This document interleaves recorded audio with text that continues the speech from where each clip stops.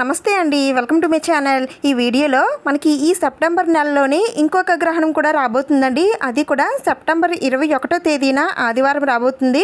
అయితే ఈ గ్రహణం ఏ ప్రాంతాల్లో ఏర్పడుతుంది, పట్టు విడుపు సమయాలు ఏమిటి, మన భారతదేశంలో కనిపిస్తుందా లేదా, గర్భిణీ స్త్రీలు ఎలాంటి నియమాలు పాటించాలి, ఏ రాసుల వారికి ఎలా ఉంటుంది అనే విషయాలన్నీ కూడా ఈ రోజు వీడియోలో షేర్ చేస్తానండి.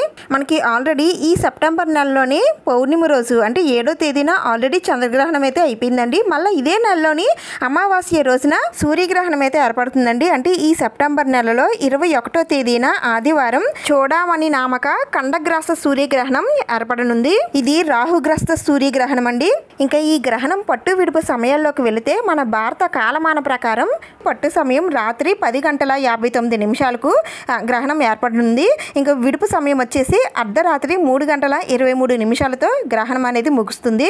అయితే ఇక్కడ మనకి ఏర్పడేది సూర్యగ్రహణం, కానీ టైమింగ్స్ మాత్రం రాత్రి వేళల్లో వస్తున్నాయి. అంటే మనకి సూర్యుడు ఉన్నప్పుడు ఏర్పడే గ్రహణాన్ని సూర్యగ్రహణం అని అంటారండి. కానీ మనకి ఇక్కడ చంద్రుడు ఉన్నప్పుడు ఈ గ్రహణం అనేది ఏర్పడుతుంది కాబట్టి ఈ గ్రహణం మనకి వర్తించదు. అయితే ఈ గ్రహణం ఏ ప్రాంతాల్లో ఏర్పడుతుందని అంటే పసిఫిక్ మహాసముద్రం, న్యూజిలాండ్, అంటార్కిటికా, అట్లాంటిక్ మహాసముద్రం, ఆస్ట్రేలియా, ఫిజీ దేశాల్లో ఈ గ్రహణం అయితే ఏర్పడుతుంది.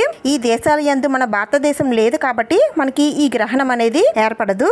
అందుకని మనం ఈ గ్రహణానికి సంబంధించిన ఎలాంటి నియమాలు కూడా పాటించిన అవసరం లేదండి. అలాగే గర్భిణీ స్త్రీలు కూడా ఎలాంటి నియమాలు పాటించిన అవసరం లేదు.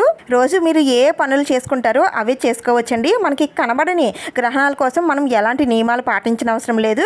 అలాగే ఈ గ్రహణం మన దగ్గర ఏర్పడదు కాబట్టి ఏ రాసుల వారికి ఎలాంటి ఎఫెక్ట్ కూడా పడదు. ఈ గ్రహణానికి సంబంధించి మీరు ఎలాంటి పరిహారాలు కూడా పాటించిన అవసరం లేదు. అందుకని ఈ గ్రహణం కోసం ఎలాంటి టెన్షన్లో పడకుండా మనకి సెప్టెంబర్ 22వ తేదీ నుండి దేవీ నవరాత్రులు ప్రారంభం కాబోతున్నాయి కాబట్టి దానికి సంబంధించిన ఏర్పాట్లు అయితే చేసుకోండి.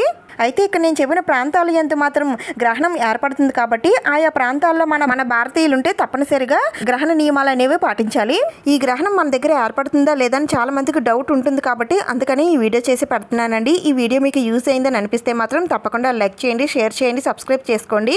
ఇంకొక మంచి వీడియోతో మళ్ళీ కలుద్దాం. Thank you for watching.